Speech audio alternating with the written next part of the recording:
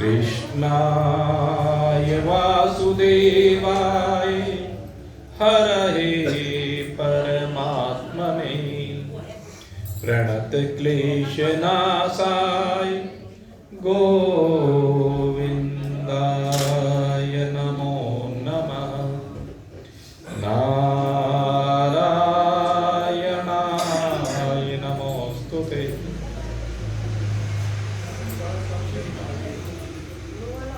आज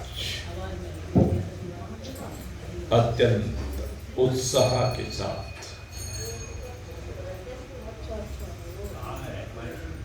अपनी समस्त वासनाओं से विनिर्मुक्त होकर भगवत प्राप्त्यार्थ उपस्थित जिज्ञासुवन, आज इस श्रीमद् भागवत कथा का चतुर्थ दिवस है। और जब हम चतुर्थ दिवस की बात करते हैं तो अज्ञान के अंधकार को मिटाने के लिए ये चौथा दिवस सबसे महत्वपूर्ण होता है। हम श्रीमद् भागवत कथा के माध्यम से जीवन के अंधकार को मिटाने के लिए उपस्थित हुए। अज्ञान ध्वांत विध्वंसः कोटि सूर्य समप्रभा, यहीं से कथा का प्रारंभ किया था। हमारा जो प्रयोजन है वो जीवन के अंधकार को दूर करने का है। और अंधकार हम तब दूर कर सकते हैं जब अंधकार के कारण को जान लें। हमारे जीवन में जो अंधकार हो रहा है, जिसके कारण से हम प्रतिदिन दुख का अनुभव करते हैं, उस कारण को जानने की आवश्यकता है। तो मेरे मित्रों, अंधकार का, अज्ञान का, नासमझी का जो कारण है वो भूल है। और इसी भूल को वेद भगवान दूर करने के लिए ये मनुष्य का शरीर देते हैं। और 4 पादों के द्वारा इसका वर्णन किया जाता है। 4 पाद के द्वारा कहते हैं कि आप अपने को समझ लीजिए। और किस रूप में समझ लीजिए?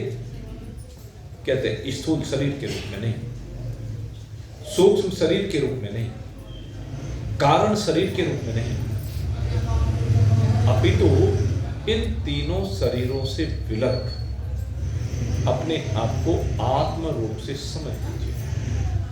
और इस आत्मा को समझने के लिए 4 पादों में वेद भगवान ने, उपनिषदों ने, गीता ने और समस्त ग्रंथों और संतों ने वर्णन किया। सो अयम आत्मा ब्रह्म, सो अयम आत्मा चतुष्पाद है। हमारा जो यह आत्मा है यही ब्रह्म है। और इस ब्रह्म को जानने के लिए, इस आत्मा को जानने के लिए 4 पादों को आत्मा के जानना जरूरी है।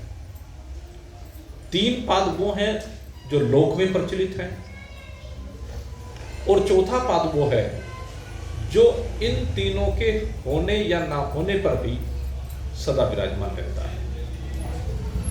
जैसे 3 अवस्थाएं हैं। एक जागृत अवस्था है। इस समय आप लौकिक रूप से जागृत अवस्था में विराजमान हैं। जागृत अवस्था वो अवस्था है जिसमें इन इंद्रियों के माध्यम से आप संसार के प्राणियों का, संसार के पदार्थों का बोध प्राप्त करते हैं। इस संसार में उनका बोध प्राप्त करने के बाद उनके साथ या उनके द्वारा व्यवहार को करते हैं। ये जागृत अवस्था में ही आप रोज प्रत्यक्षतः अनुभव करते हैं। इसके बाद दूसरी अवस्था आती है स्वप्नावस्था। और जिस समय स्वप्नावस्था आती है तो स्वप्नावस्था का कारण होता है जन्म जन्मांतर के संस्कार, विशेष रूप से इस जन्म के संस्कार, जिन घटनाओं से, जिन प्राणियों से, जिस जगत से आप जुड़े हुए हैं, उनके संस्कार, और ये सब संस्कार संग्रहित होकर के जो नए विकल्पों को जन्म देते हैं, वह स्वप्न का कारण बनते हैं। स्वप्न में न जाने ये जीवात्मा क्या क्या देखता है,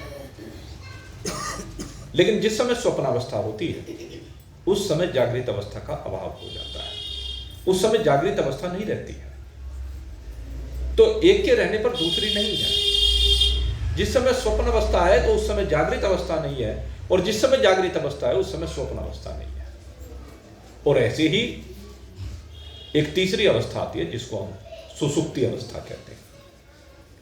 तो जो इस सुसुप्ति अवस्था आती है उसमें न स्वप्न रहता है न जागृत रहता है। जागृत और स्वप्न दोनों के संसारों का अभाव हो जाता है। जागृत वर्तमान परिप्रेक्ष्य में और स्वप्न जन्म जन्मांतर की परिप्रेक्ष्य में संसार का सृजन करता है, और सृजन करने के बाद उसी संसार में विचरता है, रहता है। लेकिन सुसुप्ति में जाते ही ये जागृत और स्वप्न दोनों के संस्कार, दोनों के संकल्प लय को प्राप्त हो जाता है। और काहे में लय होते हैं? कहते ये अज्ञान में लय हो जाते, अंधकार में लय हो जाते, ना समझी में लय हो जाते हैं। वास्तव में लय नहीं होते हैं, लेकिन अज्ञान में लय होते हुए प्रतीत होते हैं। उस समय कोई संकल्प विकल्प नहीं होता, उस समय कोई चेष्टा नहीं होती। उस समय व्यक्ति गहरी निद्रा में शयन कर रहा होता है, और ये गहरी निद्रा जिस समय होती है तो जागृत और स्वप्न लुप्त हो जाते हैं, विलय को प्राप्त हो जाते हैं, संस्कार विलय को प्राप्त हो जाते हैं। तो इस प्रकार से 3 प्रकार की अवस्थाओं का वर्णन आता है, जागृत, स्वप्न और सुसुप्ति।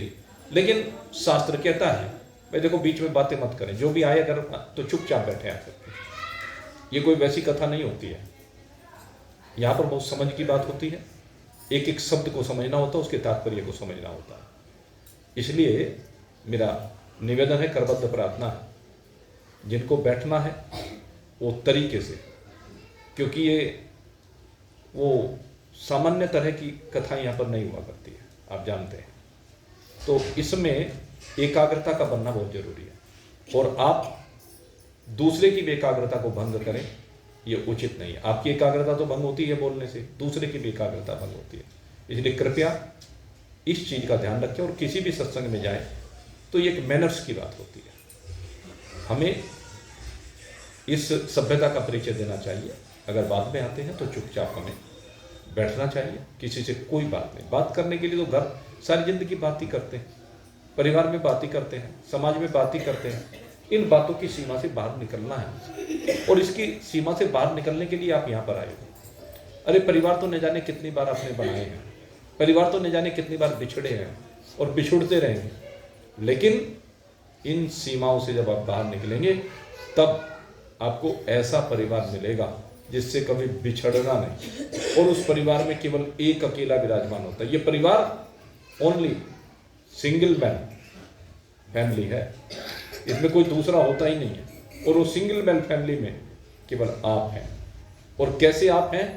कहते चराचर जगत में आपके अतिरिक्त और कोई दूसरा रहता नहीं है।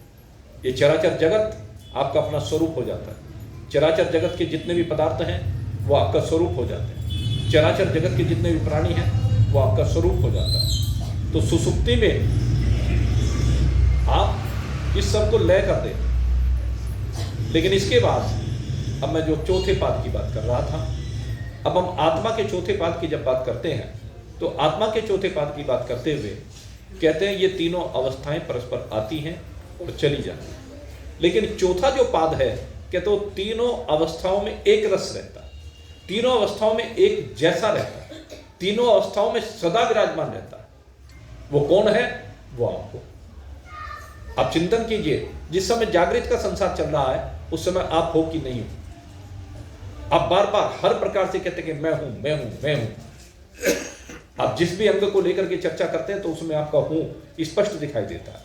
आंख है तो यह है आप है, कान है तो आप ये है रूप से विराजमान है, ये सर है, ये मस्तक है, ये त्वचा है, ये जिह्वा है, ये रसना है, ये नासिका है, हाथ है, पैर है, सब में है करके जो बोल रहा है वो आप हो भाई। यही आपका स्वरूप है। आप जागृत के हर क्षण में विद्यमान रहते हैं, और जब जागृत नहीं रहती स्वप्न आता है तो स्वप्न में भी आप ही रहते हो। आपका अहम वहां भी बोलता है, आपकी मैं वहां भी बोलती है, उसी रूप में बोलती है। भले ही संसार बदल जाता हो, जागृत और स्वप्न का संसार बदल जाता है, लेकिन मैं वही रहती है। इससे सिद्ध होता है कि मैं जागृत में भी हूं और स्वप्न में भी हूं। और दूसरी बात, अब हम सुसुप्ति की बात कहेंगे। सुसुप्ति में कौन है? सुसुप्ति में भी तू ही है। अगर तू ना हो तो सुसुप्ति से जागने के बाद ये कैसे कहे कि आज बड़े सुख से सोया, कुछ भी पता नहीं रहा। अच्छा, कुछ भी पता ना रहने का पता किसको चला? कुछ नहीं रहा इसको किसने जाना?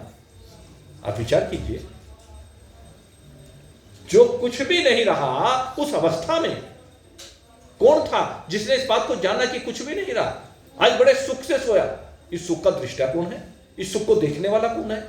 इस सुख को किसने देखा? इस सुख को किसने अनुभूत किया? जरा विचार करके देखो। तो वहां आप अपने अतिरिक्त किसी दूसरे को नहीं पाएंगे। तो यही वो तत्व है चौथा पाद, जो तीनों अवस्थाओं में अवस्थाएं परस्पर वे विचारणी आती हैं जाती हैं, लेकिन उन अवस्थाओं के आने और जाने में जो सदा एक रस रूप से विराजमान रहता है, सदा साक्षी रूप से विराजमान रहता है, सदा दृष्टा रूप से विराजमान रहता है, सबका देखने वाला है। लेकिन वो करता कुछ नहीं, वो केवल देखता है, वो केवल आपको चैतन्यता देता है, उसको बोध होता है अपने आप। तो वो जो है वो चौथा पाद आत्मा का कहा गया है। ये आत्मा का चौथा पाद, इसको आत्मा नाम से कहिए, या जब तक शरीरस्थ है इसको हम जीवात्मा नाम देते हैं। लेकिन इस जीवात्मा में से इस जीवपने को हटाना है। जीवात्मा में से जब जीवपना हटेगा तब आत्मा मात्र शेष रहेगी, और जब ये जीवपना हट जाएगा तो उस समय चराचर जगत में आत्मा और परमात्मा की एकता हो जाएगी। ये जीवपना क्या है? अभी जीवपने को समझना है। जीवपना का अर्थ है कि जो तू है नहीं लेकिन समझ रहा है। जीवपने में क्या है? तू है नहीं लेकिन अपने को समझ रहा है कि मैं फलाना हूं। नाम से संयुक्त करके कुछ भी नाम जो माता पिता ने रख दिया वो मान लिया कि मैं ये हूं। कोई भी वर्ण, ब्राह्मण, क्षत्रिय, वैश्य, शूद्र, जिस वर्ण में जन्म हुआ ये मान लिया कि ये मैं हूं, मैं ब्राह्मण हूं, मैं क्षत्रिय हूं, वैश्य हूं, मैं शूद्र हूं। किसी भी आश्रम में जिसमें रहने की जो विधियां हैं उस आश्रम को मान लिया कि मैं गृहस्थी हूं, मैं ब्रह्मचारी हूं, वानप्रस्थी हूं और सन्यासी हूं। अपने को गोरा काला मान लिया, अपने को धनवान विद्वान मान लिया, राजा रंक मान लिया। ये सारे आरोप जीव ने अपने आप में कर रखे हैं। जीव नासमझी का प्रतीक है, जीव अज्ञान का प्रतीक है। ये जो अज्ञान है, जो नासमझी है, वास्तव में ये सारे दूसरे के धर्म हैं, और दूसरे के धर्मों को तो अपने में कल्प रहा है। जब दूसरे के धर्मों को अपने में कल्प लेता है, अपने में मान लेता है, यही तो अज्ञान की पहचान है। यही है जीव। ये जीवपना यही है कि दूसरे के धर्म, धर्म किसके हैं? नाम किसका धर्म है? शरीर का है भाई। शरीर का ही तो धर्म है। ब्राह्मण, क्षत्रिय, वैश्य, शूद्र, ये किसका धर्म है? ये शरीर का ही है भाई। जितनी भी बातें कही वो सारे या तो शरीर से जुड़ी हुई है या अंतःकरण से जुड़ी हुई है, उससे अलग किसी से जुड़ी हुई नहीं है। और ये सब झूठे हैं, मिथ्या है, विनाशी है, परिवर्तनशील है, रहने वाले नहीं है। ये सब बदल जाते हैं, और तू इनके बदलने को देखता भी है, और देखते हुए भी फिर भी ये कहता कि मैं बदल रहा हूं। तू नहीं बदलता भाई। अगर तू बदल गया होता तो जो जागृत, स्वप्न और सुसुप्ति आपस में बदली बार बार, उनमें तू भी बदलता चला जाता, लेकिन तू तो नहीं बदला। तू तो सदा एक सा रहा। तूने न जाने कितने शरीरों में बैठ करके यात्रा की है। इस समय तू मनुष्य शरीर में बैठकर यात्रा कर रहा है। इससे पहले पता है किसी को कौन से शरीर में बैठकर यात्रा की है? अरे करोड़ों शरीरों में बैठ करके आपने यात्राएं कर ली है पहले भी, करोड़ों शरीरों, लेकिन सबको भूल गए। और जब तक अपने स्वरूप का बोध नहीं होगा आगे भी तू यात्रा करता रहेगा। इन यात्राओं से अगर पिंड छुटाना है तो अपनी वास्तविकता को जानना पड़ेगा, और अपनी वास्तविकता को जानने के लिए तुझे किसकी शरण में आना पड़ेगा? जैसे परीक्षित जी सुखदेव जी की शरण में आए, जैसे प्रहलाद नारद जी की शरण में आए, जैसे अवधूत दत्तात्रेय जी की शरण में यदु जी आए, जैसे कपिल भगवान की शरण में देवहूति आ गई। इसी प्रकार से अनेकानेक भक्त हुए हैं जो महान पुरुषों की शरण को प्राप्त हुए हैं, और शरण को प्राप्त होने के बाद उन्होंने अपने आप को जाना है। अजामिल, एक अजामिल का प्रसंग आता है श्रीमद् भागवत में। अजामिल ब्राह्मण है शरीर से। पहला तो विषय, चूंकि शरीर ब्राह्मण शरीर का धर्म है, आत्मा का धर्म, आत्मा में कोई ब्राह्मण नहीं होता, आत्मा में कोई क्षत्रिय व शूद्र नहीं होता, आत्मा में नहीं है ये सब, ये शरीर से वो ब्राह्मण है। एक ब्राह्मण परिवार में जन्म हुआ है और वो कर्मकांडी ब्राह्मण है, पूजा पाठ आदि करता है, कराता है, और पूजा पाठ कराते कराते वो पूजा पाठ के लिए इधर उधर गृहस्थियों के यहाँ जाता है, एक गांव से दूसरे गांव में भी आता जाता है, एक शहर से दूसरे शहर में भी आता जाता है, जहां काम मिल जाता है वहीं चला जाता है। भाई काम तो ऐसी चीज है, व्यक्ति अपना घर छोड़ करके परदेश चला जाता है, और आजकल तो होड़सी लगी हुई है, एक स्टेटस सिंबल बना लिया है, और वहां पर कितने परेशान रहते हैं वो उनसे पूछ के देखो। न घर का कोई सदस्य है, न अपना मिलने जुलने वाला है, सब अननोन पर्सन है। जाता है बाहर, विदेश में जाए या बड़े शहरों में जाए तो वहां पर यही होता है। लेकिन क्या करे, अब जब आपने उसको बीटेक करा दिया, एमटेक करा दिया, एमबीए करा दिया है, अब वो क्या करे? अब शामली में तो उनको नौकरी मिलेगी नहीं, शामली में नौकरी मिलेगी तो क्या मिलेगी? 10-15 हज़ार रुपए की नौकरी मिलेगी, उसमें क्या गुजारा होता है उसका? ये स्थिति है। इसलिए उसको परदेश जाना पड़ता है, विदेश जाना पड़ता है, बाहर जाना पड़ता है। बाहर उसको रुपए अच्छे मिलते हैं, लेकिन रुपयों के लिए वो परिवार को छोड़ देता है। एक स्वाभाविक सी बात है। खैर, इस विषय में नहीं जाएंगे। बात क्या है, वो पंडित जी भी इसीलिए बाहर जाया करते थे, और बाहर जब जाते हैं तो संसार तो रास्ते में दिखाई देगा भाई। आप रेलगाड़ी में बैठ करके जाए तो रेलगाड़ी की खिड़की पर जब आप बैठे हो तो रेलगाड़ी की खिड़की से आपको संसार दिखाई देगा कि नहीं दिखाई देगा? जब संसार दिखेगा तो उसमें पता नहीं क्या क्या दिखेगा है? आप हवाई जहाज में भी बैठ कर जाए तो भी संसार दिखता है। अजीब क्या संसार दिखता है, कीड़ी मकोड़े से दिखाई देते हैं। आदमी तो दिखाई नहीं देते, घर भी कीड़ी मकोड़े से दिखाई देते हैं। हवाई जहाज में बैठ करके आपने देखा होगा, जो हवाई जहाज में बैठे हो सकता है कुछ ना बैठे हो, लेकिन जो बैठे हैं वो क्या देखते हैं? कीड़ी मकोड़े से दिखाई देते हैं। घर भी, नदियां कैसी दिखाई देती हैं? एक नाली सी दिखाई देती है। मेरे मित्रों, इसका वर्णन भागवत में किया गया है। जब हम विराट स्वरूप का वर्णन करते तो विराट स्वरूप में जैसे जैसे हम महानता को प्राप्त होते चले जाते तो यही तो है सारा वो स्वरूप। जितने ऊपर उठते चले जाते तो ऊपर से जब हम देखते हैं जो बड़ी बड़ी नदियां हैं, बड़े बड़े समंदर हैं, समंदर भी जब और हम ऊपर जाकर के देखते तो समंदर भी कुछ दिखाई नहीं देता, एक तालाब सा दिखाई देता है समंदर भी भाई। ऊपर अंतरिक्ष में जाकर के देखो। अच्छा, आप एक बात देखो, जितनी बड़ी हमारी पृथ्वी है इससे हजारों गुना बड़ा सूर्य है। जब यहां से आप सूर्य को देखते हैं तो क्या दिखाई देता है? एक कटोरा सा दिखाई देता है, एक थाल सा दिखाई देता है जो हजारों गुना बड़ा है। तो इसमें अब आप सोच के देखो तो समंदर से धरती कैसी दिखती होगी? एक तारे जैसी दिखती है। जैसे आप आकाश में टिमटिमाते हुए तारे देखते हो, ऐसे जब सूर्य से देखा जाएगा तो एक तारा ही दिखाई देगा। उस तारे में समंदर का क्या पता चलेगा भाई कहाँ है? उस तारे में तेरे घर का क्या पता चलेगा कहाँ है? और तेरा तो कुछ पता ही नहीं चलेगा, कीड़ी मकोड़े से दिखाई देते हैं। ये है, लेकिन दिखता जरूर है। जब भी हम हवाई जहाज से यात्रा करते हैं तो हम भी देखते हैं, लेकिन जब हवाई जहाज नीचे होता है तो हमने देखा नेपाल जाते हुए, हमें पता चलेगा, किसी ने हमें कहा यहाँ से जब जाओगे तो लेफ्ट साइड की खिड़की, आप जो है उनसे रिक्वेस्ट करना कि लेफ्ट साइड की खिड़की में आप बैठे। हम लेफ्ट साइड की खिड़की में बैठे। अब लेफ्ट साइड की खिड़की में जाकर के जैसे बैठे हम, तो आधा घंटे की यात्रा हुई थी। आधा घंटे के बाद हम क्या देखे? बर्फ ही बर्फ, बर्फ ही बर्फ, बर्फ ही बर्फ।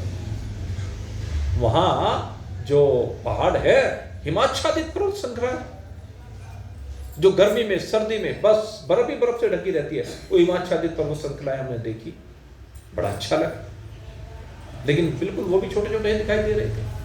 और इसी तरह से मेरे मित्रों, दृश्य प्रभावित करते हैं ना। जब हमें बर्फ से लदे हुए पर्वत दिखाई दिए तो हमें बहुत अच्छा लगा, और जिसने हमें कहा था उसको अच्छा लगा होगा, तो उसने हमें बताया तो हमें भी अच्छा लगा। तो ऐसे ही मेरे मित्रों, जब हम यात्रा पर निकलते हैं तो कुछ नज़ारे अच्छे लगते हैं और कुछ नज़ारे अच्छे नहीं लगते हैं। तो ऐसे ही जो हमें अच्छा लगता है उसकी तरफ हम आकर्षित हो जाते हैं। अजामिल भी ऐसे ही जब जा रहा था यात्रा पर, तो यात्रा पर जाते जाते उसने कुछ ऐसा प्रसंग देख लिया। एक शूद्र एक दासी के साथ रमन कर रहा था, उसको देखा, उसकी दृष्टि पड़ी, उसको देख करके उसके मन में उस दासी के प्रति ही आकर्षण बढ़ गया। एक ब्राह्मण, एक विद्वान, एक पढ़ा हुआ, एक समझदार, दूसरों को समझाने वाला, ये चित्त की वृत्ति का कुछ पता नहीं चलता। मैं आपको समझाना चाहता हूं, ये चित्त की वृत्ति कब उलझ जाए, सत्संग में फंस जाए कहीं पर, इस बात का कोई भरोसा है क्या? सूरदास सत्संग में फंस गया। तुलसीदास जैसा जिसने रामचरितमानस क्या अनेक ग्रंथों की रचना की, बड़े सुंदर सुंदर ग्रंथ लिखे, और वो जो ग्रंथ लिखे तुलसीदास जी ने, वो तुलसीदास भरी बरसात में याद कर रहा है अपनी पत्नी को, और उस भरी बरसात में मुर्दे पर बैठ करके सांप को रस्सी समझ करके चढ़ गया, पहुंच गया। अस्थि चर्म में देह या मैं ऐसी प्रीत, झिड़कार दिया। शर्म नहीं आती, लज्जा नहीं आती तुझे? जब काम हावी होता है तो चाम ही दिखता है और कुछ नहीं दिखता है, उसे चाम के अलावा कुछ नहीं दिखता। क्या परिस्थितियां, कैसे वो पहुंचा, जान की परवाह नहीं की, दौड़ा चला। तो वही संदेश, जीवन बदल गया। लेकिन यहां तो अजामिल तो फंस गया। घर में पत्नी है, घर में परिवार है, लेकिन कब यह दृष्टि फिसल जाए इसका कोई भरोसा नहीं भाई। अजामिल की दृष्टि फिसल गई, और फिसल करके अपने काम धंधे को तो भूल गया। जिसकी दृष्टि जहां भी फिसल जाए ना, शब्द में फिसल जाए, स्पर्श में फिसल जाए, रूप में फिसल जाए, रस में फिसल जाए, गंध में फिसल जाए, कोई भरोसा नहीं। ये काम, ये क्रोध, ये लोभ, ये मद, ये मोह, ये मात्सर्य, ये राग, ये द्वेष, ये ईर्ष्या, ये स्वार्थ, किसकी दृष्टि कहाँ फिसले कोई भरोसा नहीं। अजामिल की दृष्टि फिसली तो सारा धर्म कर्म सब एक और उठा करके रखा गया, सब भूल गया धर्म कर्म। जिसने धर्म का ठेका ले रखा था, जो धर्म को के द्वारा कहता था कि रक्षा करता है धर्म, धर्म तो सदा ही रक्षा करता है भाई। लेकिन धर्म किसकी रक्षा करता है? यह रक्षति धर्म, जो धर्म की रक्षा करता है। अब वो अपने धर्म को भूल गया, उसने धर्म की रक्षा नहीं की, वो तो धर्म से विमुख हो गया। और जब अजामिल धर्म से विमुख हुआ ना, ये अजामिल की कथा नहीं, इसे समझ लेना अपनी कथा है। जरा अपनी दृष्टि को उठा करके देखो, जरा अपने अंदर झांक करके देखो। हमने बहुत को देखा है, शास्त्रों ने बहुत दृष्टि दी है। ये जो दृष्टि है ना, ये कब कहां फिसल जाए इसका कोई भरोसा नहीं। ये रचना कहां किस चीज पर फिसल जाए इसका कोई भरोसा नहीं है। आपने व्रत रखा है, बड़े संयम के साथ व्रत को रख रहे हैं, लेकिन अचानक से बाजार में निकलना हुआ, और बाजार में जब निकले वो चाट पकौड़ी वाले की ठेली देखी, दुकान देखी, गाड़ी देखी, बनबटे की दुकान देखी। हाँ, प्रसिद्ध है ना हमारे यहाँ, बनबटे जी का सबसे प्रसिद्ध है भाई। थोड़े थोड़े आगे को जाओ, देखो मिल लीजिए, अब बार बार मत कहलवाइए, बिल्कुल पूरे मिलकर बैठ लीजिए, पीछे जगह नहीं रही बची है तो थोड़ा थोड़ा बिल्कुल मिल से के बैठ लीजिए। आज तो सर्दी का मौसम है वैसे भी। तो खैर, कहां दृष्टि फिसल जाए। व्रत रखा हुआ था, नवरात्रियों के व्रत चल रहे थे, कई दिन व्रत रखे रखे हो गए, लेकिन आज चाट देख करके, अरे यहाँ कौन देख रहा है, चुपचाप एक पत्ता लगवाया, चुपचाप खाया, मुंह मां पूछा और चल दिया। घरवाली ने जाके कहा व्रत, कहला हाँ मेरा व्रत है, कुट्टू का खाना बनाना, कुट्टू की पकौड़ी बनाना। वहां वे पकौड़ी मूंग की दाल की खा के आया है, उनकी चर्चा नहीं की, चुपचाप कर गया काम। अरे भले ही तुम वहां पत्नी की नजर से बच गए हो, बच्चों की नजर से बच गए हो, परिवार की नजर से बच गए हो। भाई देखो आगे बढ़ते हुए बोले ना, मैंने अभी आते आपको समझाया था, बातचीत नहीं, हर चीज में बोलना जरूरी नहीं होता है, सुनिए, काम भी करते रहिए और सुनते भी रहिए। तो दृष्टि की बात है भाई। अब अजामिल तो फिसल गया, अब हमें प्रेरणा लेनी है। क्या हमें अजामिल बनना है? अजामिल के जीवन का ये पहला पहलू है, और अजामिल के जीवन का भी दूसरा पहलू भी मैं आपके सामने रखूंगा। एक धर्मात्मा व्यक्ति संसार के प्रलोभन में आकर के, संसार के विषयों को देख करके फिसल जाता है, यह अजामिल की पहली दृष्टि है। और जब संसार के प्रलोभन में आया तो फिसल गया, और फिसल करके अपने धर्म से विमुख हो गया, कामी हो गया, और यहां तक हुआ कि वो तो दासी है, वो तो रोज ग्राहक बदल देती है, लेकिन अब ये ग्राहक ऐसा मिल गया, वो उसे ही घर पे ले आया, कहने लगे दूसरे ग्राहक की बात नहीं, अब मैं प्रतिदिन तेरा ग्राहक मैं ही हूं। घर में ले आ, उससे भी विवाह कर लिया, बच्चे पैदा हो गए 4-4। तो पहला दृष्टिकोण यह अजामिल का कि वो अपने धर्म से विमुख हो गए। लेकिन दूसरा दृष्टिकोण भी, और दूसरे दृष्टिकोण में ये जो दासी है ये ही सहायक बन गई। देखो ये दासी पतन में कारण बनी है, लेकिन यही दासी सहायक बन गई। कैसे बन गई? अनजाने में बन गई। क्यों बन गई? कहते हैं एक बार एक संत का आगमन हो गया, और संत का आगमन होने पर संत को पता नहीं था कि यहां इस घर में दासी रहती है। उसने वहां जाकर के नारायण हरि कर दी, और जब उसने नारायण हरि की तो नारायण हरि करते ही वो बाहर निकल करके आई। उसने सोचा भाई चलो संत आया है, आज हमारे दरवाजे पर पहली बार कोई संत आया है, जब संत आया तो चलो, इसने जब नारायण हरि किए तो पूछो क्या पूछा, महाराज क्या चाहते हो? कहने भिक्षा की इच्छा है। इन्हें बड़ी अच्छी बात है, आइए। अंदर ले गई, बैठाया। जीवन में पहला पुण्य कर्म किया इस दासी ने, और उस पुण्य कर्म का परिणाम देखना क्या होता है। कहते जब उसने पहला पुण्य कर्म किया तो उस पुण्य कर्म के परिणाम स्वरूप उसने बैठाया अच्छी तरह से, और आज दिल से भोजन बनाया। कहते मेरे दरवाजे पर पहली बार संत आया। मैंने तो आज तक पाप कर्म के अलावा कभी कुछ सोचा ही नहीं, मैंने शरीर बेचने के अलावा कुछ किया ही नहीं। कहने लगे आज भगवान ने भेजा है तो आज इसकी अच्छी तरह खातिर तवज्जा करो, और खूब खातिर तवज्जा की। खातिर तवज्जा करने के बाद संत संतुष्ट हो गए, और जब संत संतुष्ट हुए तो उन्होंने कहा कि तू इस समय गर्भवती है, अगर यदि मैंने आज तेरा नमक खाया, मैं चाहता हूं कि उस नमक को हलाल करो। देखना संत की दृष्टि। संत ने कहा कि मैं उस नमक को हलाल करना चाहता हूं, मुझे पता है तेरे चरित्र के बारे में, लेकिन उसके बावजूद तू मानेगी नहीं मानेगी तेरा काम है, मेरा काम बताने का है। तो भाई हम लोग तो बताने के लिए आते हैं, आप माने या ना माने ये आपकी इच्छा है। हम कोई व्यापार करने के लिए तो आपके बीच में आते नहीं। व्यापार तो हम अपना शिक्षा का केंद्र चला रहे हैं भाई, व्यापार हमारा दूसरा है। ये हमारा व्यापार नहीं, कथा व्यापार की वस्तु नहीं होती। और जब से कथा व्यापार की वस्तु बनी है तब से ही हमारे संस्कार समाप्त हो गए। कथा में मुझे कोई आपसे चाहिएगा, कभी किसी से मांगा क्या? अब विचार करके देखें, जितने भी लोग यहाँ पर बैठे हुए हैं, एक व्यक्ति भी ये नहीं कह सकता कि गुरुजी ने कभी भी किसी के सामने 1 पैसे का सवाल किया। कथा के लिए कोई सवाल किया हुआ आज तक?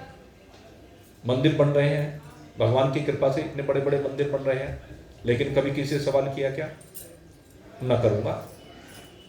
न मैंने किया है कभी सवाल, न मैं करूंगा, क्योंकि मुझे पता है जो भी संकल्प स्फुरित होता है वो संकल्प तो भगवान का संकल्प है, और भगवान अपने संकल्प को पूरा करने का काम अपने आप करेंगे। जिसको भी उसे भेजना है भेज देंगे। हम तो कल्पना भी नहीं कर सकते, आप भी कल्पना भी नहीं कर सकते हैं। जो इस समय एक घटना बताता हूं मैं, अभी बिल्कुल सत्य घटना। अभी जब ये नए वाला मंदिर की नींव रखी तो नींव रखने के बाद एक दिन मैं मंदिर में जरा काम को देखने के लिए गया था। रोज जाता हूं मैं मंदिर में, उस दिन से शायद ही कोई दिन ऐसा बचता है जब बाहर हूं तो बात अलग है, नहीं तो प्रतिदिन इस मंदिर को देखने के लिए जाता हूं। और मंदिर में गया तो मंदिर में जाने पर आप चिंतन भी नहीं कर सकते। मैं वहाँ जो पुजारी हैं बेचारे, वे वृद्ध हैं, 80 साल की उम्र हो गई उनकी। वो वहां मंदिर में रहते हैं और उनके बारे में कौन क्या सोचता है मुझे तो पता नहीं भाई, ना मुझे इस बात से कोई लेना देना है। लेकिन मेरी सोच, मैं जब एक दिन मंदिर में गया तो उन्होंने कहा कि गुरुजी, मैं जी हाँ कहो, कि आ जाओ मेरे बराबर में बैठो। उन्होंने अपने पास तख्त पर मुझे बैठाया और बैठा करके कहने लगे जिस मंदिर में अगर कोई कुछ देना चाहे तो आप स्वीकार कर लोगे क्या? मैं कौन होता हूँ भाई स्वीकार करने वाला? भगवान स्वीकार करेंगे वो तो, और भगवान ने तो सबके लिए रास्ता खोल रखा है। कहने लगे अच्छा जी। कहने लगे अगर मैं ही कुछ देने लगूं? मैंने कहा सोने में सुहागा है भाई, आप तो ब्राह्मण हैं, पंडित हैं। वैसे तो भाई पंडित लोग सदा ही धर्म करते हैं, लेकिन अगर यदि आप मंदिर में देंगे तो ये तो और अच्छी बात है। कहने लगे जी मेरी इच्छा ही हो रही है, मैं अपने पोते के नाम से, पोता है उनका छोटा था, पोते में मोह ज़्यादा होता ही है, तो पोते की हाथ से उसके नाम से मैं कुछ दिलवाना चाहता हूँ अपने पिताजी की उसमें। मैंने कहा भाई ये तो और भी सोने में सुहागा, पोते की उससे दिलवाना चाहते हैं, बड़ी अच्छी बात है। और मैंने नहीं पूछा क्या देना चाहते, कह लीजिए मेरी 11,000 रुपये देने की इच्छा है।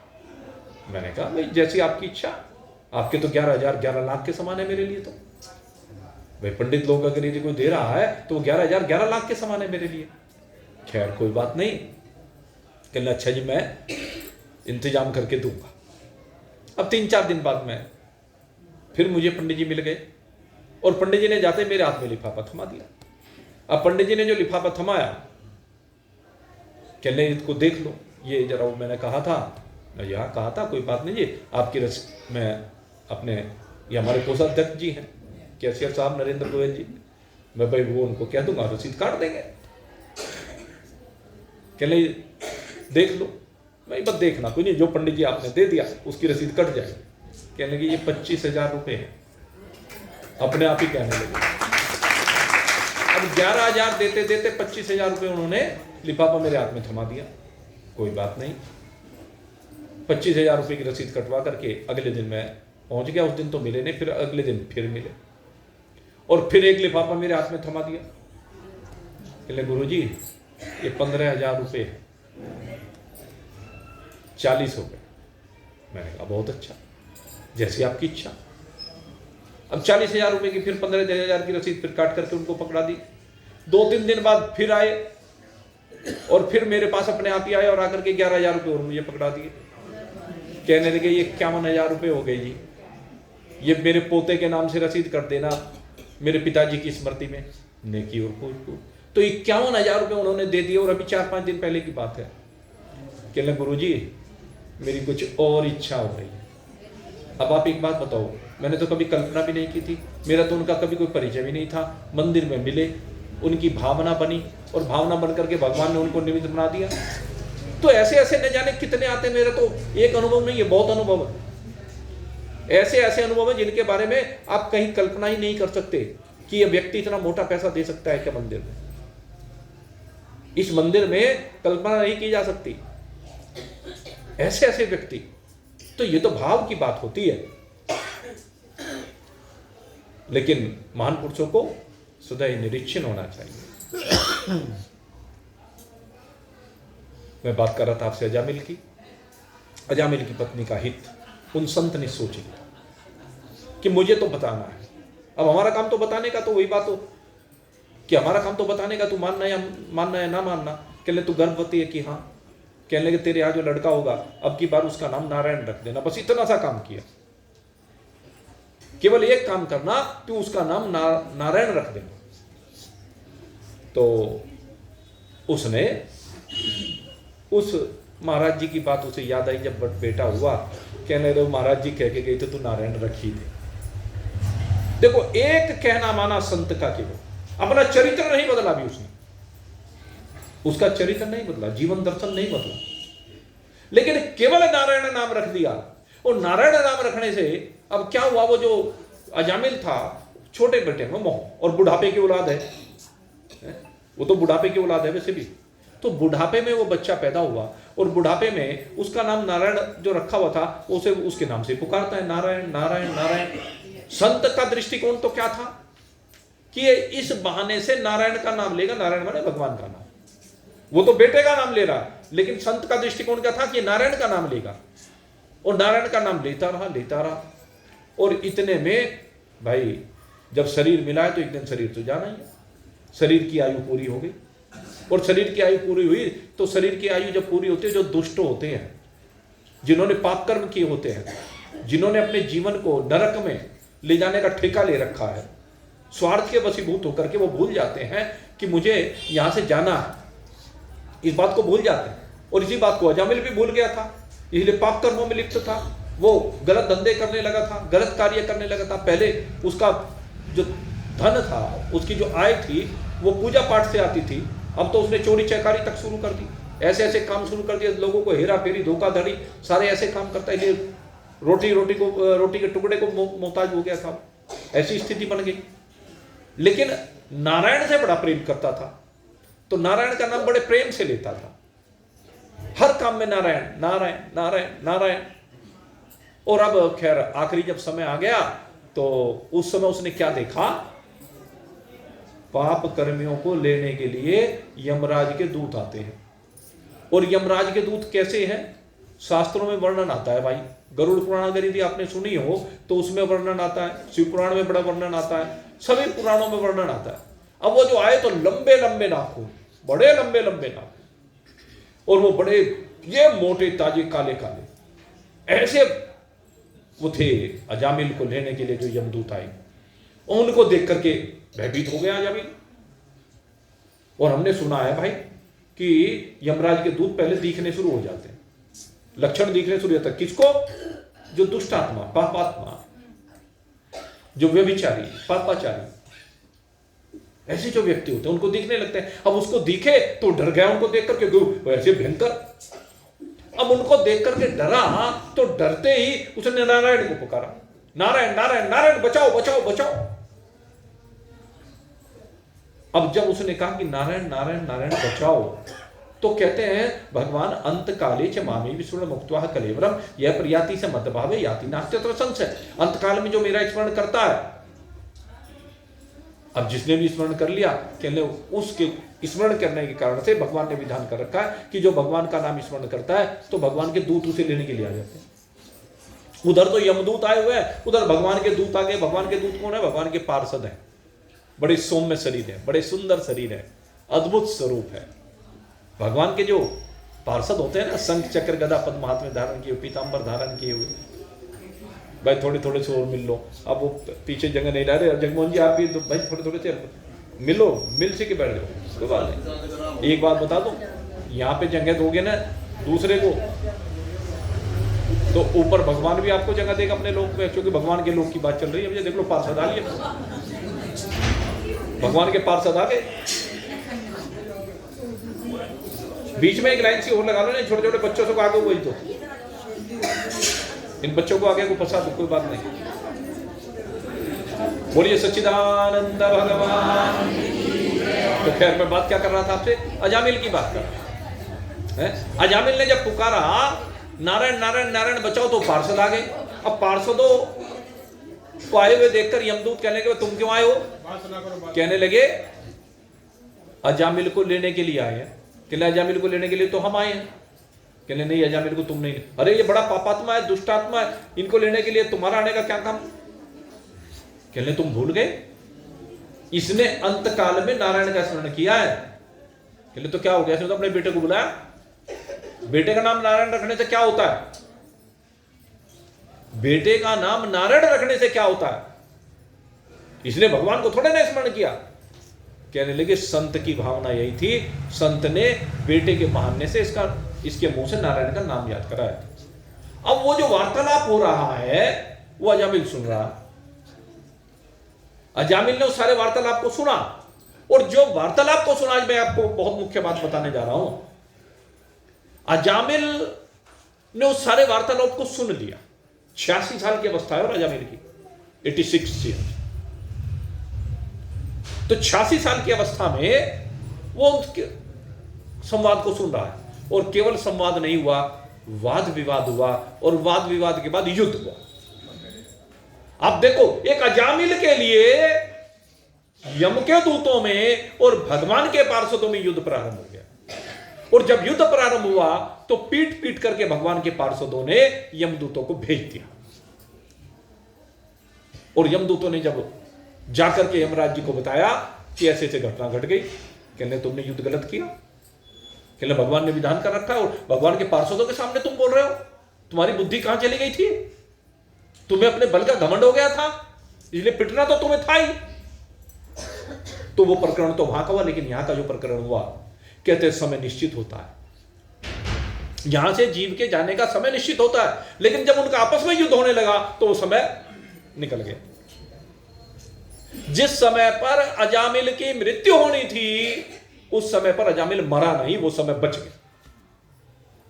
अब भागवत जी को पढ़ना, भागवत जी में इस प्रसंग को पढ़ना, और पढ़ने के बाद क्या हुआ, अजामिल का जीवन बच गया और अजामिल के लिए नया प्रारब्ध भगवान ने तैयार कर दिया। देखो भगवान कर्तुम अकर्तुम अन्यथा कर्तुम सर्वसमर्थ है, ईश्वर है। आज एक नया पक्ष आपके सामने में रख रहा, ये इसकी चर्चा आप शास्त्र में जब सुनते हैं तो अलग ढंग से होती है। हमने इसके ऊपर बहुत विस्तार से भी पीछे एक दिन चर्चा की थी कि आयु बढ़ सकती है या नहीं बढ़ सकती, आयु कभी नहीं बढ़ती। लेकिन यहां एक एक प्रसंग ऐसा है, जब भगवान चाहे तो भगवान सब कुछ करने में समर्थ है। कर्तुम अकर्तुम अन्यथा कर्तुम सर्व समर्थ है ईश्वर, इसलिए कहा जाता है ये है वो अन्यथा कर्तुम। भगवान ने अब क्या किया, अजामिल की आयु को यहां बढ़ा दिया, और जब अजामिल की आयु बढ़ गई तो अजामिल का यहां पर दृष्टिकोण बदला। अब ये है उसका डाइवर्जन हुआ है, कहां से, अधर्म से धर्म की ओर। अजामिल से प्रेरणा ले लेना। अब अजामिल ने क्या किया, कहने लगे एक नारायण का नाम लेने मात्र से, कहते तू यमदूतों से मुक्त हो गया, भय से मुक्त हो गया, एक ही बार केवल नाम लिया तूने, और अगर यदि तू रोज नाम लेगा फिर तो क्या होगा, कहने भगवान तुझे अपने लोक में बुला ले। उसके मन में बैठ गया। अब शास्त्र पुराने पढ़े हुए थे, वो शास्त्र याद आने लगे, जो कर्मकांड उसने कर रखा था वो याद आने लगा। मैं जो आज आपको भागवत सुना रहा हूं, ये भी आपको याद आ जाएगी किसी न किसी दिन। जब जीवन में घटनाएं होती है ना तो उस समय याद आती हैं बातों को। याद रखना मेरी बातों को, ये बात याद आ जाएंगी। नारायण का लिया हुआ नाम कभी भी विफल नहीं होता, व्यर्थ नहीं जाता है। जो भी भगवान का नाम आपने लिया, नाम संकीर्तनम यस्य सर्व पाप प्रणाशनम, भगवान का लिया हुआ नाम सब पापों को से आपको मुक्त करता है। और सब पापों से मुक्त होने के बाद आपको बड़े विस्तार के साथ कल बताया था, फिर उसके बाद चित्त निर्मल होता है। चित्त निर्मल के बाद भगवान आपके गुरु बनते हैं, और गुरु बन करके आपको उपदेश देते हैं कि हम ब्रह्मास्मि।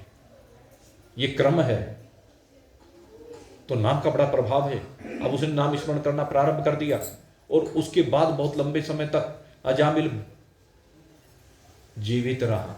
और न केवल अजामिल जीवित रहा, न केवल अपने जीवन में परिवर्तन किया। अब संत का प्रभाव देखिए, संत के एक बार भोजन करने का प्रभाव देखिए, कि वो जो दासी जो पाप कर्म में लगी हुई थी, रोज अपने शरीर को बेचा करती थी, वो दासी भी भगवान का नाम लेने लगी। अजामिल ने कहा देख मेरे साथ क्या हुआ है, अब तू भी सोच ले, हम दोनों ही पापियां हैं, दोनों ने मिलकर के पाप किया है, इसलिए अब मैं चाहता हूं कि तू भी मेरे साथ बैठ करके भगवान का नाम ले।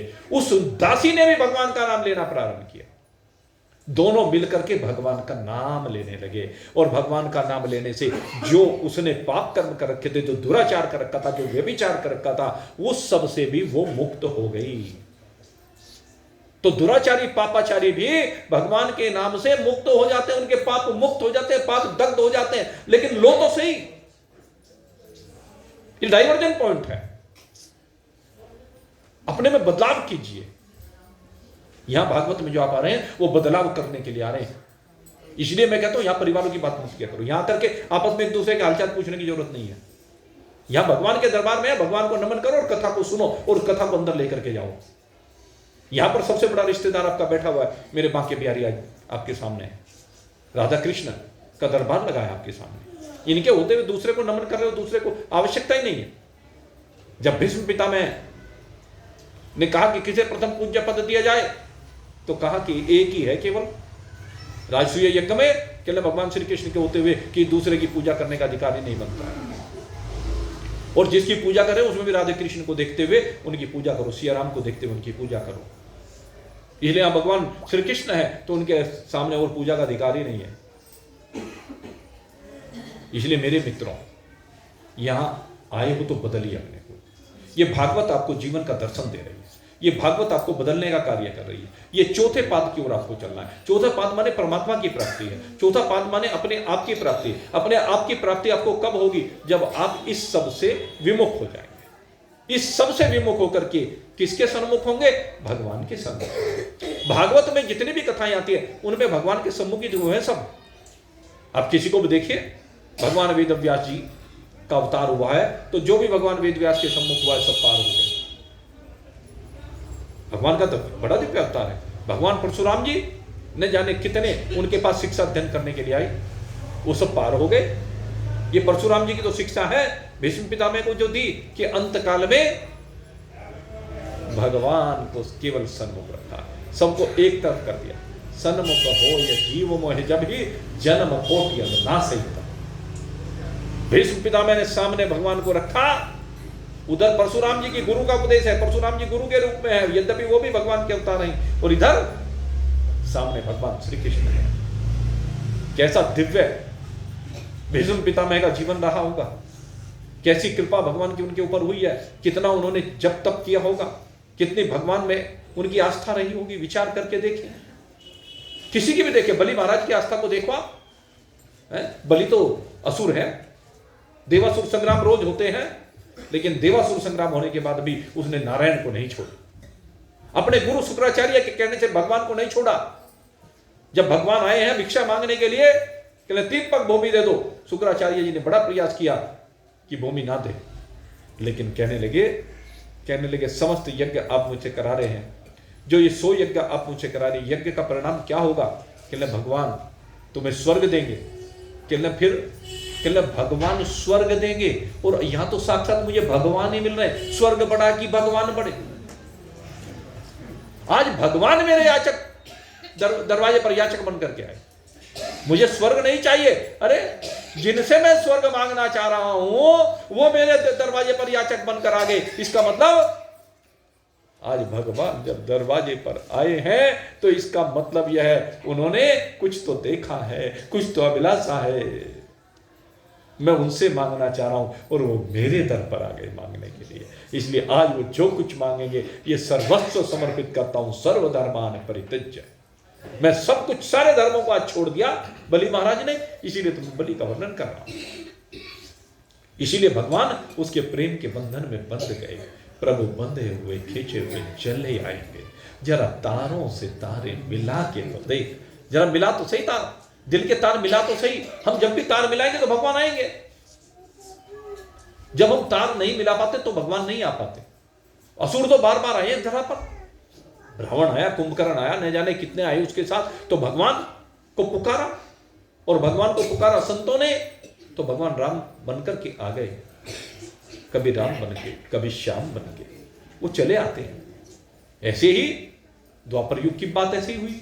द्वापर युग में अनेक असुर हो गए धरा पर, और जब अनेक असुर हो गए तो उन अनेक असुरों ने अत्याचार किया। असुरों का काम तो क्या है? अत्याचार करने का ही तो है भाई। असुरों का काम धर्मात्माओं को परेशान करने का। इन असुरों ने आकर के क्या किया है?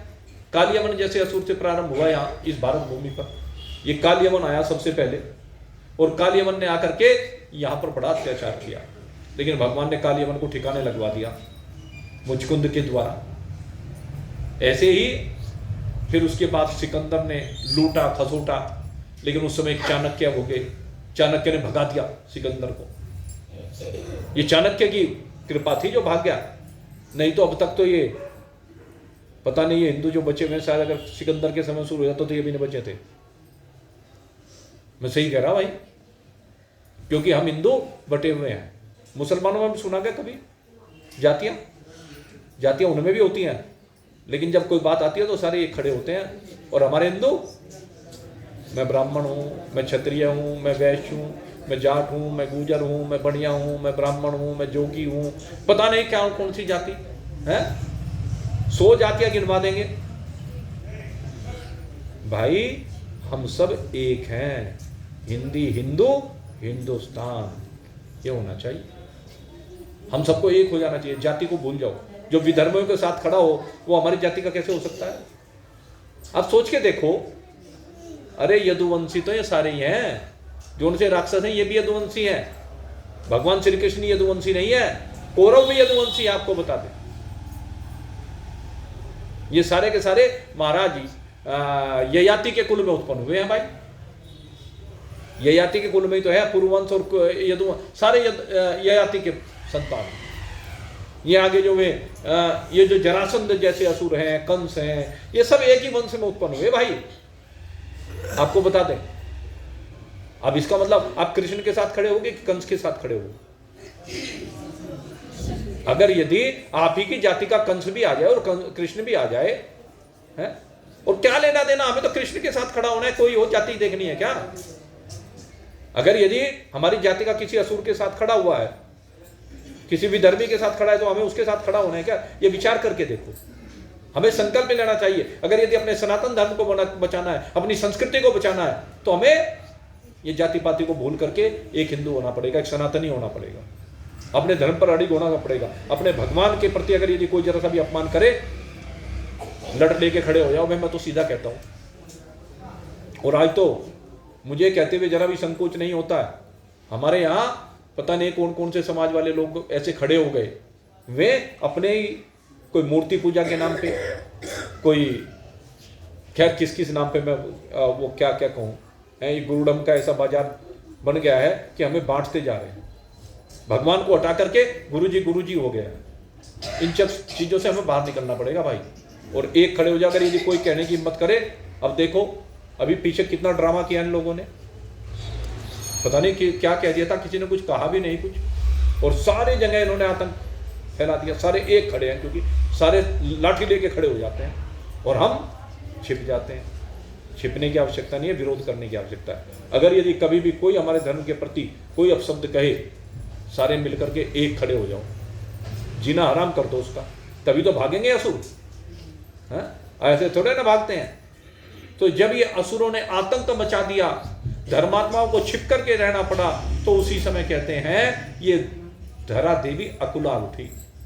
और जब धरा देवी अकुला उठी तो गई ब्रह्मा जी के पास, और ब्रह्मा जी के पास जाकर कहा, कहने प्रभु ये क्या कर दिया, इतने असुर इस धरती पर पैदा कर दिए, कैसे रहे, ये तो जीने ही नहीं दे रहे, सारे पाप कर्मी। कहले हमारे तो जीना भी आराम हो गया, जहां निकले वहीं अंडे की ठेली लगी हुई है, कैसे निकले, कैसे बचे उसकी गंध से। मैंने तो ऐसा नियम बना लिया, 6 साढ़े 6 बजे के बाद मैं तो घर से बाहर बस मजबूरी में निकलता हूं, मैं तो निकलता ही नहीं। सारी सड़क पर जहां देखे अंडों की ठेली लगी हुई है। कौन खाते हैं? तुम्हारे बच्चे खा रहे। अभी डॉक्टर साहब ने कहा है अंडे खाओ, पागल है, उस डॉक्टर को भी जाके जूते मारो जब। मैं तो कहता हूं सीधे, क्यों खाते हो? उनको भी जाके कहो तेरा दिमाग खराब हो गया, पागल हो गया है तू, हमारे धर्म को भ्रष्ट कर रहा है, हमारी संस्कृति को भ्रष्ट कर रहा है। क्यों नहीं कहते? जब आपके बच्चे ये वो बड़ी बड़ी दाढ़ियां लेकर के ऐसे पता नहीं कैसे रूप धर धर के आ रहे हैं, इतने सुंदर सुंदर बच्चे, आप कहते क्यों नहीं? 2 मुंह पे मारो, जब भी क्यों नहीं मारते भाई? असुर तो तुम बना रहे हो, तुम्हारे तो बच्चे असुर बन रहे हैं आगे जाकर के। जब उन्हें समझाने की उम्र है उस समय तो आपने समझाया नहीं, जब उन्हें डांटने की उम्र है उस समय तो डांटा नहीं, और फिर ये तो सुनते नहीं। सुनेंगे कैसे? विचार करके देखो, सुनेंगे कैसे? अरे माँ बाप की इतनी हिम्मत होनी चाहिए, बच्चा 40 साल का भी हो गया, उसके मुंह पर 2 थप्पड़ मार सके अगर वो गलती करता है। ये आपके संस्कार होने चाहिए। आप चिंतन करके देखें, ये हमारी संस्कृति नहीं है। ये दाढ़ियां रखना हमारी संस्कृति नहीं है। हमारे यहाँ दाढ़ी केवल संत महात्मा रखते हैं, और उनकी दाढ़ी बड़ी सौम्य होती है। ये दाढ़ियां रखने का फैशन ये हमारे हिंदुओं का नहीं है। ये पता नहीं कहां कहां से इनको देखते हैं और बस शुरू हो जाते हैं। रोकिए इनको, नहीं तो संस्कृति का विनाश हो रहा है पूरी तरह से। संस्कृति पूरी विनिष्ट होती जा रही। इनको सारे कर्मकांड कराइए। एक बड़ी प्रथा और मैं चर्चा करना चाहता हूं, जिनके बच्चे बाहर चले जाते हैं, वो जब भी कोई तीज त्योहार आता है तो उस समय उनसे कहते हैं भाई हम यही कर लेंगे, तुझे करने की आवश्यकता नहीं। अरे तुम पागल हो गए हो? आज वो करना चाहते हैं तो तुम करने नहीं दे रहे हो। तुम कह देते हो कि हम यहीं पर क्यों तुम कर रहे हो, तो अच्छा कार्य कर रहे होने तो उनको क्यों नहीं करने देते? उनको अच्छे कार्य करने की प्रेरणा मिलेगी, उनको परंपरा का ज्ञान होगा। अभी तो तुम जीते जी दे सकते हो, जब मर जाओगे कौन बताएगा भाई उन्हें? उन्होंने सीखा ही नहीं। अगर वो दिवाली अपने घर पर, अगर यदि यहाँ नहीं आ पा रहे हैं, वहीं है तो वहीं उनसे दीपावली मनवाइए। अगर यदि अमावस्या पर पितरों का पूजन आप यहाँ कर रहे हैं तो उनसे वहां भी पूजन कराइए। ऐसा कहां शास्त्र में लिखा है कि वो वहां पूजन नहीं करेंगे? अगर यदि एक बाप के 6 बेटे हैं, 6 बेटे अलग हो गए तो 6 के 6 नहीं अपने पिताजी के लिए क्या तर्पण करते हैं? तो ऐसे आपके बच्चे भी करें, उनसे कराने का बनाइए, अभी से विधान कीजिए, नहीं तो असुरी होंगे भाई। इन्हें असुर मत बनाइए, इन्हें देवता बनाइए। देवता बनाओगे तभी बात बनेगी, तभी संस्कृति की रक्षा होगी, आपकी रक्षा होगी, आप जीवित रहेंगे, आपका धर्म जीवित रहेगा और भगवान की प्राप्ति हो सकती है। असुर सारे एक हो गए और जब बड़ी परेशान हुई तो भूदेवी ब्रह्मा जी के पास गई, ब्रह्मा जी के साथ देवता भी वहां पर विराजमान, सबको नमन किया। कहने लगी आपने क्या किया, कि क्या कर दिया? कहने ये असुर मुझे जीने नहीं दे रहे।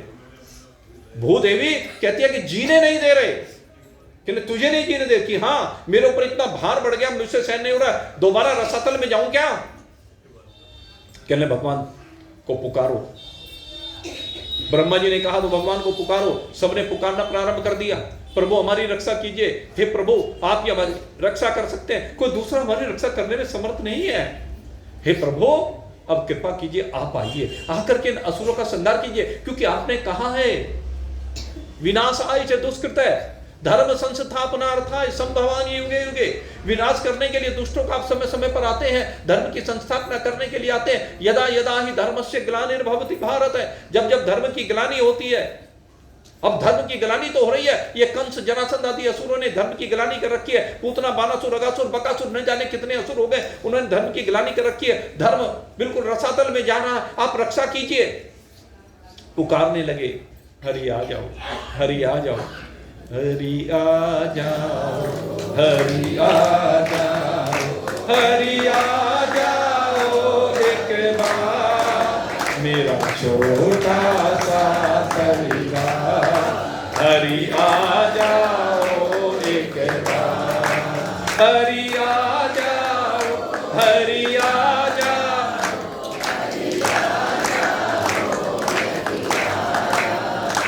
ये जग एक गहरा सागर है, सिर धरी पाप की गागर है। ये जग एक गहरा सागर है, सिर धरी पाप की गागर है। कुछ हल्का कर दो भार, हरि आ जाओ एक बार, हरि आ जाओ, हरि आ जाओ, हरि आ जाओ एक बार मेरा छोटा सा परिवार। हरि आ जाओ। भगवान को पुकारने लगी, भूदेवी पुकारने लगी, देवता पुकारने लगे, प्रभु हमारा परिवार बहुत छोटा होता जा रहा है, अधर्मियों का परिवार बढ़ता जा रहा है, इन पापाचारियों का परिवार बढ़ाता जा रहा है। हम आपसे प्रार्थना करते हैं, जोगी का वेश बना करके, जोगी का वेश बना करके, इस तन पे भस्म रमा करके, जोगी का वेश बना करके, इस तन पे भस्म रमा करके, मैं अलख जगाऊं तेरे द्वार। हरि आ जाओ एक बार, हरि आ जाओ, हरि आ जाओ, हरि आ जाओ एक बार मेरा छोटा सा परिवार। पुकारिए, जोगी का वेश बना करके भगवान से प्रार्थना कीजिए, तन पर भस्म लगा करके जोगी जैसे प्रार्थना करते हैं ऐसे भगवान को पुकारिए। और जब हम भगवान को पुकारते हैं, भगवान को अपना बना करके पुकारते हैं, तो भगवान जरूर आते हैं। मैं तेरा हूं तू मेरा है, मैं तेरा हूं तू मेरा है, मैं तुझ में हूं तू मुझ में है, मैं तुझ में हूं, मैं तेरा हूं तू मेरा है, मैं तुझ में हूं तू मुझ में है, मैं तुझ में हूं तू मुझ में है। भगवान से कह रहे हैं तू, मैं तेरे में हूं, तू मेरे में है। हे प्रभु लेकिन इस बात को दिखा तो दे, जरा दर्शा तो दे, कब तक तड़पाता रहेगा? हे प्रभु अब तो आ जाओ, हमने बहुत साधनाएं की है, बड़ा प्रयास किया है, बड़ा प्रेम किया है, बार बार माथे रख रहे हैं, हे प्रभु अब जल्दी से आ जाओ। मेरी विनती बारंबार, हरि आ जाओ, हरि आ जाओ, हरि आ जाओ, हरि आ जाओ एक बार, मेरा छोटा सा घनश्याम मुरारी मधुसूदन, घनश्याम मुरारी मधुसूदन, आ जाओ मेरे प्यारे मनमोहन, घनश्याम मुरारी, आ जाओ मेरे प्यारे मनमोहन। ये दास करे पुकार, हरि आ जाओ एक बार, हरि आ जाओ, हरि आ जाओ, हरि आ जाओ एक बार, मेरा छोटा सा संसार, हरि आ जाओ एक बार। और जब बार बार पुकारा, रोने लगे, रुदन करने लगे, माथे पटकने लगे, भगवान इससे अच्छा तो यह तुम हमें उठा लो अभी। और जब देवताओं ने, विप्रों ने, भूदेवी ने, सब ने मिलकर के पुकार की है, तो भगवान तो नहीं आए, लेकिन भगवान की वाणी उनके कानों में पड़ी कि चिंता मत करो, मैं अति शीघ्र आता हूँ। अभी नहीं आ रहा, आऊँगा, लेकिन थोड़ी प्रतीक्षा करो, मैं देव की और वसुदेव के यहाँ पुत्र बन करके आता हूँ, आप जाइए। निश्चिंत होकर के सब गए। देवताओं को आज्ञा दी ब्रह्मदेव ने कि अपने अपने तेज को प्रकट करो। सब ब्रिज की भूमि पर आकर के प्रकट हो गए। ब्रिज की भूमि पर जहाँ जहाँ देवताओं का प्रकटन हो रहा है, जहाँ जहाँ संतों का प्रकटन हो रहा है, वहाँ पर मंगल शकुन हो रहे हैं, लेकिन अत्याचार जारी है। उस अत्याचार के बीच में एक घटना घटी। वसुदेव और देवकी के विवाह का अवसर आया। कंस ने अपनी चचेरी बहन देवकी का विवाह निश्चित किया और आज उसने विवाह संस्कार किया। विवाह संस्कार करने के बाद विदाई की बारी आई, और जब विदाई की बारी आई तो स्वयं विदा करने के लिए चला। और जब स्वयं विदा करने के लिए चला तो सारथी को रथ पर से हटाया, क्योंकि अपनी चचेरी बहन देवकी से बहुत प्रेम करता है। लेकिन उसी समय जब रथ को हाँकने लगा तो भगवान ने देखा, अरे जिस पापी का विनाश करने के लिए मैं आया हूँ, उसी पापी के हाथ में मेरे रथ की बागडोर है, तो ये कैसे चलेगा। तो तुरंत आकाशवाणी हुई कि हे कंस, जिस अपनी बहन को इतने प्रेम के साथ विदा कर रहा है, उसी का 8वां पुत्र तेरा काल होगा। और जब इस प्रकार से कहा तो कंस ने जैसे ही सुना, एकदम म्यान से तलवार निकाली और तलवार निकाल करके देवकी को मारने के लिए उद्यत हो गया। वसुदेव जी बीच में आ गए। क्यों आए? आज से पहले अगर यदि देवकी को कंस मारता तो क्या कभी वसुदेव बीच में आते? नहीं आ सकते थे, लेकिन आज आ गए। क्यों? कंस ने पूछा, बीच में क्यों आते हो? कहने लगे, कंस, कल तक ये तेरी, या अब से पहले तेरी बहन थी केवल, लेकिन अब ये मेरी पत्नी है, मेरी अर्धांगिनी शक्ति है, और मेरा दायित्व है कि अब मैंने वचन दिए, 7 फेरों पर मैंने वचन दिए हैं। जो वचन दिए जाते हैं उन 7 वचनों को याद कर लीजिए। मैंने इसकी रक्षा का वचन दिया, इसलिए इसकी रक्षा करना मेरा दायित्व है, इसलिए मैं तुम्हें इसे मारने नहीं दूंगा। और जरा अवसर तो देख, अभी तूने इसके हाथ पीले किए हैं, तेरी बहन है, कन्या है। कहने मुझे कुछ नहीं दिखाई दे रहा, मुझे केवल मौत दिखाई दे रही है। कहने मैं मौत को तेरी दूर कर दूंगा, समझ जा तू भगवान की शरण में चला जा, तो मृत्यु भी दूर चली जाएगी। कि नहीं, अब तो मैं इस देवकी को मारकर ही पीछे हटूंगा। बहुत समझाने का प्रयास किया, नहीं माना। और आखिर जब नहीं माना तो वसुदेव जी ने कहा कि ठीक है, एक काम कर, तुझे देवकी से डर नहीं है, इसके पुत्रों से डर है। मैं तुझे वचन देता हूं कि जो भी पुत्र उत्पन्न होगा वो तुझे दे दूंगा। और वचन दिया, और वचन के अनुसार कुछ ही समय के बाद पहला पुत्र उत्पन्न हुआ। लेकर के स्वयं वसुदेव जी आए। कंस ने देखा, कहने लगे इसने मेरा क्या बिगाड़ा है, ले ला। लेकिन देवताओं में खलबली मच गई कि इसके अंदर दया का भाव आ गया।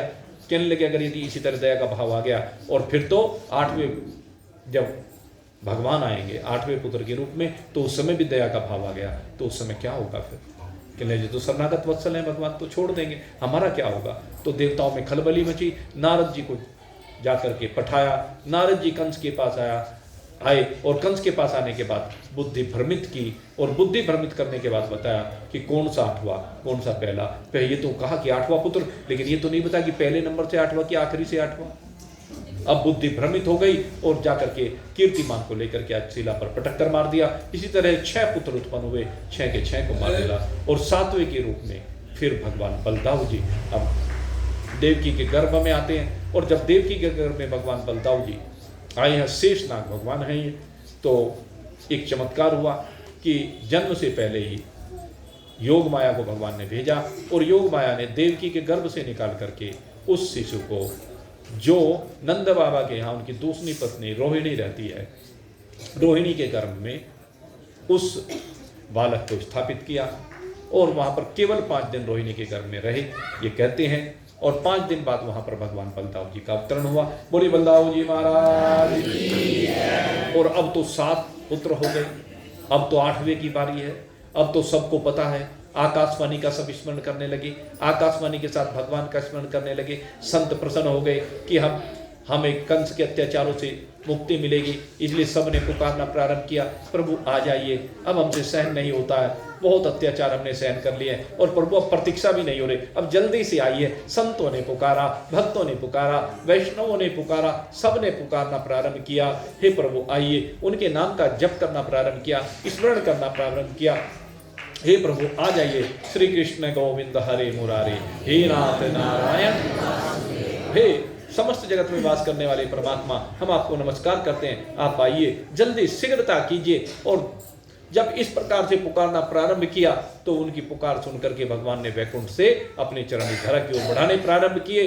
देवकी के गर्भ में एक दिव्य तेज आकर के विराजमान हुआ। धीरे धीरे समय व्यतीत होने लगा, वैकुंठ से भगवान धीरे धीरे नीचे आते जा रहे हैं, समय आगे बढ़ता जा रहा है। भाद्र मास आकर के विराजमान हुआ है, और भाद्र मास में भी अब प्रतीक्षा बिल्कुल चरम पर पहुंच गई है। सबको मंगल शकुन होने लगे हैं। संतों के हृदय में अब लग रहा है कि एक उजाला हमारे हृदय में होता जा रहा है, एक प्रकाश उनको अपने हृदय में प्रतीत हो रहा है। कहने लगे हो ना हो, अब भगवान अपने तेज को प्रकट करने जा रहे हैं, इसलिए सबने मिलकर के भगवान की स्तुति करनी प्रारंभ की है। आइए हम भी सब मिलकर के भगवान को पुकारें। ओम नमो भगवते वासुदेवाय, ओम नमो भगवते वासुदेवाय, ओम नमो भगवते वासुदेवाय,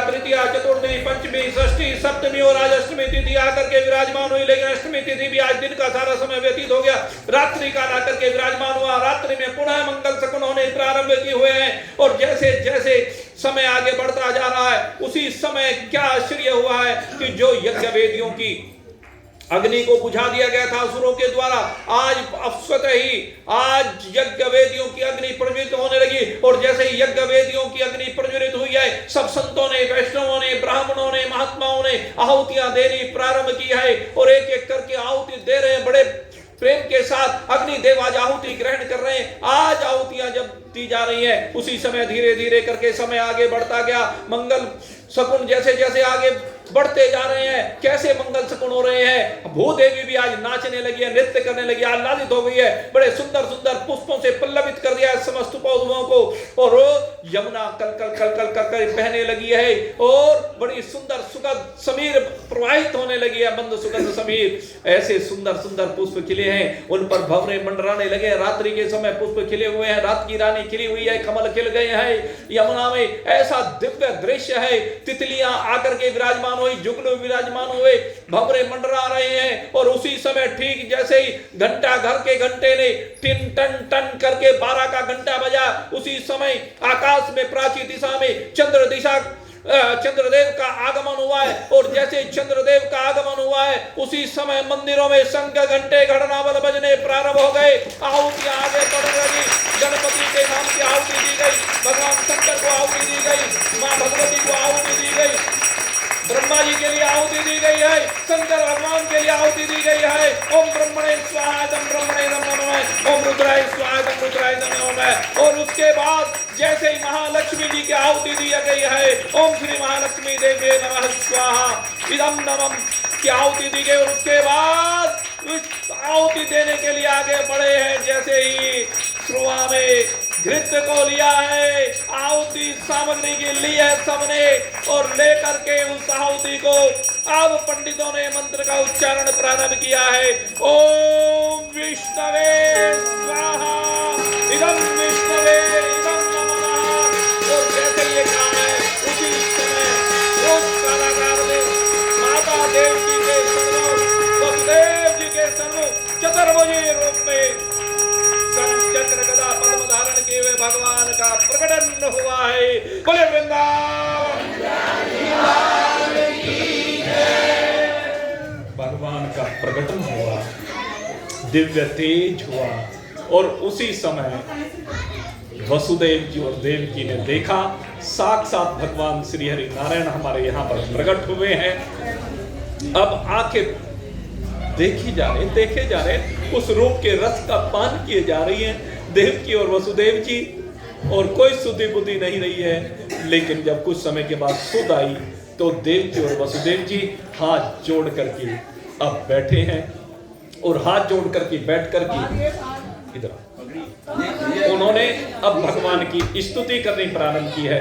इधर भगवान की जो स्तुति की है, आइए अब हम सब मिलकर के देवकी और वसुदेव जी के साथ भगवान की स्तुति प्रारंभ करते हैं।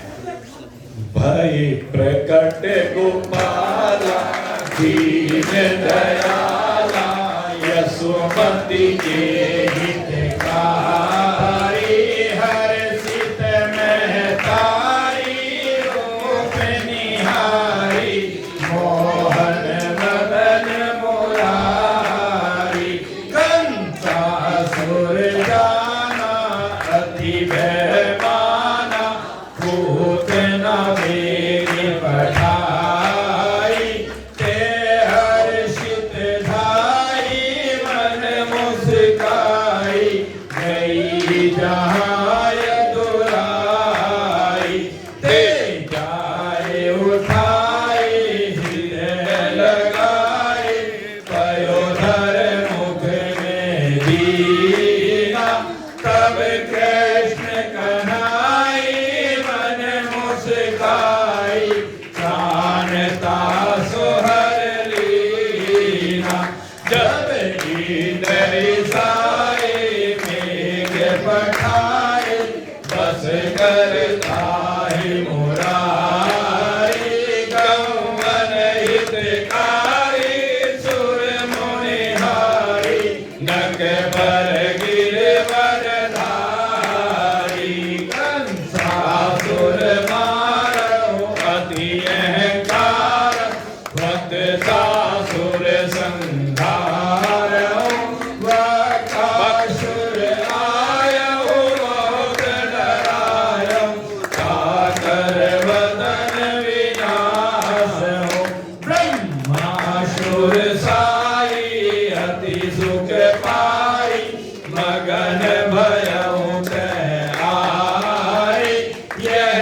छंद अनोखा है रस रूपा जो कोई आको गावे ते सम नहीं कोई राम त्रिभुवन सोई मन वांछित फल पावे नंद यशोदा तक कियो मोहन सोचित लाय देखन चाहत बार सुख रहो कछु दिन जाय दिव्य नक्षत्र मोह हरे तिवि नक्षत्र दिय जाय चार बधाई रीति सो करत यशोदा माय भज गोविंदा गोपाला मुरली मनोहर नंद लाला भज गोविंदा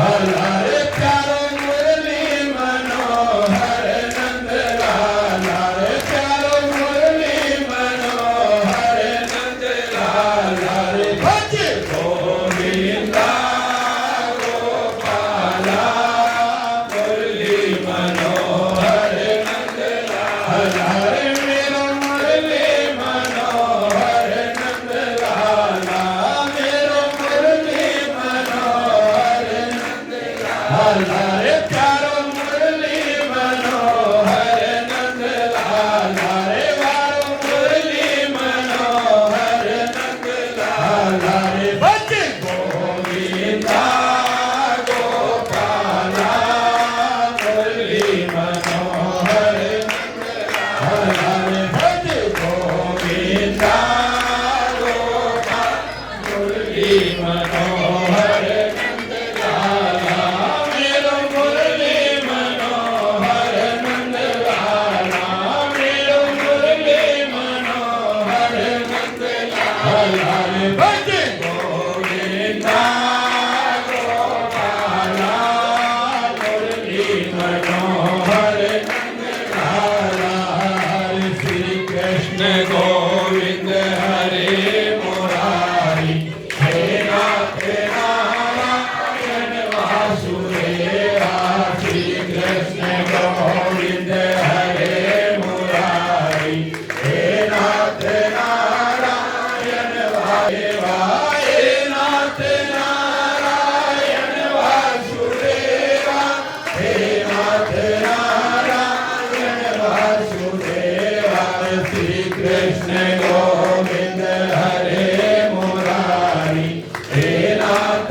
नारायण वासुदेवा, हे नाथ नारायण वासुदेवा, हे नाथ नारायण वासुदेवा, श्री कृष्ण गोविंद हरे मुरारी, हे नाथ नारायण वासुदेवा, हे नाथ नारायण वासुदेवा, हे नाथ नारायण वासुदेवा, श्री कृष्ण गोविंद हरे मुरारी, हे नाथ नारायण वासुदेवा, हे नाथ नारायण वासुदेवा, हे नाथ नारायण वासुदेवा, श्री कृष्ण गोविंद हरे मुरारी, हे नाथ नारायण वासुदेवा, बोल वृंदावन बिहारी लाल की। और आइए कंस को पता लगने से पहले पहले एक दो बधाई भी गा लेते हैं, नहीं दुष्ट को पता लग जाएगा तो बधाई भी नहीं गा पाएंगे। माँ यशोदा ने जायो नंद लाल, बधाई सारे भक्तों को, माँ यशोदा ने जायो नंद लाल, बधाई सारे भक्तों को, बधाई सारे भक्तों को, बधाई सारे संतों को, बधाई सारे भक्तों को, बधाई सारे भक्तों को, माँ यशोदा ने जायो नंद लाल, बधाई सारे भक्तों को, माँ यशोदा ने जायो नंद लाल, बधाई सारे भक्तों को।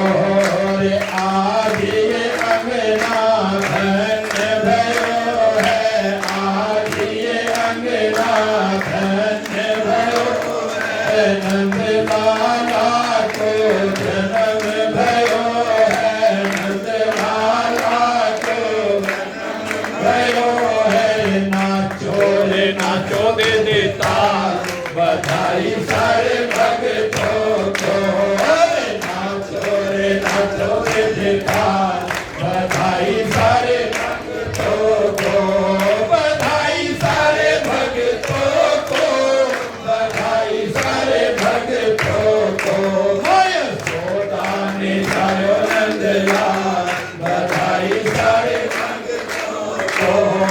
खुश खबरी सबको सुनाओ,